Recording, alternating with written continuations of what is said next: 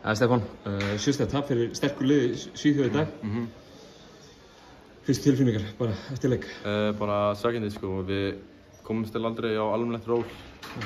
Við vorum bara alltaf tíslega myndir og náum aldrei ná sér orku til þess að stíga upp sko. Það verðist vera svona leiðarstef ykkar svona í þessum 3 leikjum. Byrjið bara miklu hægar heldur en aðstæðingum í öllum, þetta ekki sammála mér? Jú, þú veist, við þurfum að finna einhverja lausn sko, því að annars við bara fara að skýta á okkur öllum öðrum leikjum sem við erum að keppa sko, þannig að við þurfum bara að finna hundinn í okkur sko. Það er samt svona, ef við ætlum að taka eitthvað jákvætt út úr þessu, það hangi í þeim alla leiki, skilur við, þið gefið þeim alveg leiki í öðrum, þriðja og fjórða leik. Já, það er rétt sko.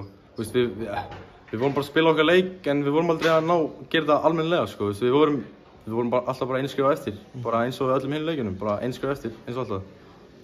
Við tökum þessa 3 leiki og bara svona liðið í heild, þetta er náttúrulega þetta er einhver vegferð sem þið eru á, að ykkur fyrir Evrópumótið sem er núna seinna í sumar.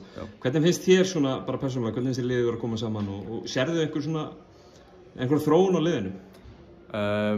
Já, þú veist, sumir leikmenn spila betur með öðrum leikmennum og mér finnst fínt að við séum að spila, þú veist, það eru allir 12 að spila minnst 5 mínútur sko. Það hefur ekki sést, held ég, einhvers staðar annars staðar, svona almennilega sko. Síðan þeir sem voru að fá 5 mínútur í gær eru núna að fá 20 mínútur og standa sig bara frábærlega.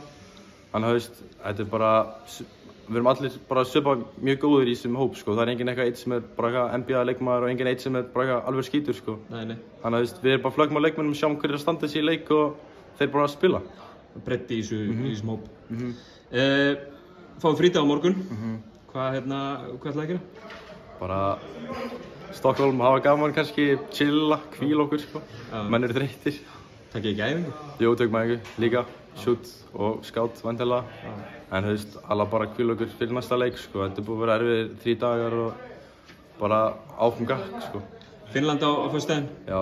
Ég sá það, þeir eru góðir. Þeir eru góðir, taplausir, en þú veist, við þurfum bara að rífa okkur í gang sko. Þú veist, ef við ætlum ekki að koma núna og ætlum aldrei að koma.